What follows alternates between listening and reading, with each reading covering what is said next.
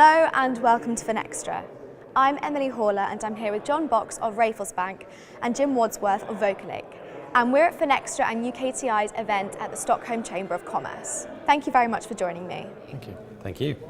So John, how important is partnership to your business? Certainly for Raphaels Bank and the Payment Services Division, partnership is integral to what we do. So we have a variety of third-party partners that package together prepaid cards and other payment solutions to take to market, and we sit in the background and provide the settlement and the access to systems, be that Visa, MasterCard, faster payments, etc.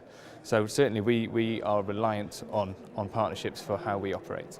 And how are approaches to partnership evolving in the changing environment?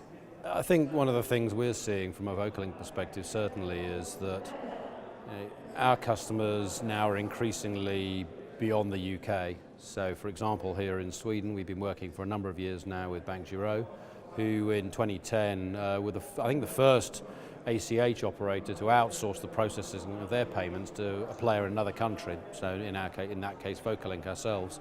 And so we're certainly seeing that where people are there much more focusing on best of breed rather than kind of going to their default local suppliers. So that's one aspect of it. I think the other aspect of it is that we're kind of having more mature conversations, understanding our role in the value chain and partners' roles in the value chain, and certainly as with Raphaels, working together, to bring our respective strengths to bear to deliver new services for customers.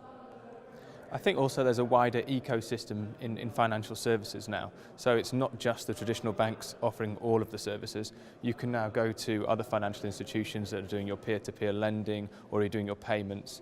And all of those institutions need banking as well. So in terms of a bank, there are more opportunities for us to work with these new financial institutions as well as the traditional banks, but that changes how the partnership works and it changes the different bits of the value chain you're doing. A bank isn't necessarily doing the end consumer service now, but they might be enabling that and enabling the financial institution to do that. But we can't do that all ourselves if we haven't got infrastructure, and that's why we like to build relationships with the likes of VocaLink, so we can go to market and say, we can do your banking, and here are some companies that can do your infrastructure, and between us we can package something together that really works. What factors do you think makes a successful partnership?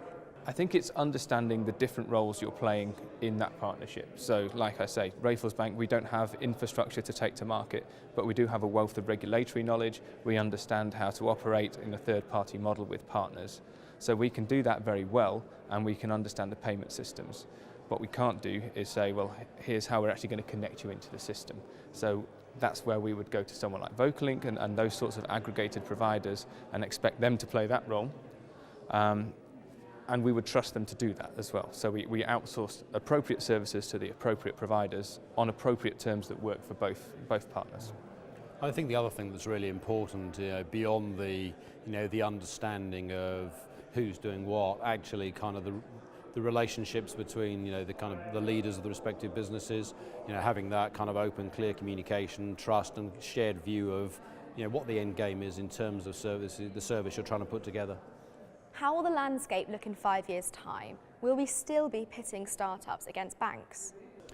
Yeah, I mean, I'm not sure that that language of pitting so and so against so and so is really true today. I mean, I think most players in the market increasingly understand what it is they're good at. Lots of big banks work all the time, every day, with relatively small providers.